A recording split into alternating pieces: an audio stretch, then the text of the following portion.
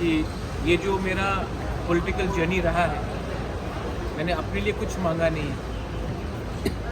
मैंने अपने लिए एक पोस्ट नहीं मांगा, एक पद नहीं मांगा, हमने कुछ नहीं मांगा। हमने सिर्फ अपने तिपरासा लोगों के लिए, जो एसटी लोग हैं, जो जनजातीय त्रिपुरा का, उनके लिए हमने कुछ मांगा है।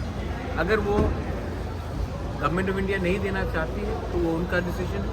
अगर वो देंगे तो हम वेलकम करेंगे, अगर नहीं देंगे तो हम ऑपोजिशन में हैं और हम जानते हैं कि ऑपोजिशन क्या कर सकता है त्रिपुरा में, तो हम ऑपोजिशन का काम करेंगे। 27 तारीख लास्ट डेट था, अभी तक नहीं हुआ, क्या बोलना चाहिए? ये सवाल आप होम मिनिस्टर से पूछिए, मुझसे मत पूछिए। मैं वही कह सकता हूँ जो मुझे कहा गया था। मैं अपने लाइन में हूँ, जो मुझे बोला गया था। अब अगर उनको कुछ करना है तो हम वेट करेंगे, लेकिन अगर नहीं करेंगे तो हम भी अपने एमएलए एमडीसी से बात करके आने वाले दिन में हमको क्या करना है उसके बारे में डिसाइड। आपने 24 घंटे का अल्टीमेट दिया था और आप स्ट्राइक पे जाने वाले थे। आपको मैं एक ही बात बोलना चाह रहा हूँ कि मैंने आज तक अपने लिए कुछ डिमांड नहीं की। मैंने जो भी डिमांड किया है अपने त्रिपुरा के जनजातियों के लिए डिमांड किया। अगर उनको लगता है कि त्रिपुरा का जनजाति को कुछ मिलना चाहिए तब एक्ट कीजिए।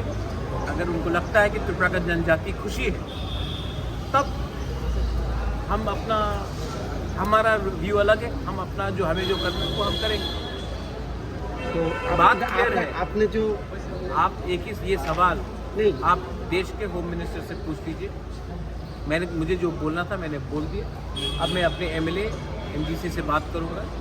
दिल्ली से मुझे बहुत फ़ोन कॉल आया है अभी तक, लेकिन जब तक मैं अपने एमएलए एमडीसी और अपने सपोर्टर्स के साथ बात नहीं करूंगा, अभी मैं मीडिया को कुछ नहीं बोलना चाहता। तो आपका जो हंगर स्ट्राइक का जो स्टैंड था उसमें रहेंगे क्या? दिल्ली से बहुत फ़ोन कॉल आया है। अगर आपको भी मेरे संग हंगर स्ट्राइक में ज्वाइन करना है तो यू आर मोस्ट वेलकम।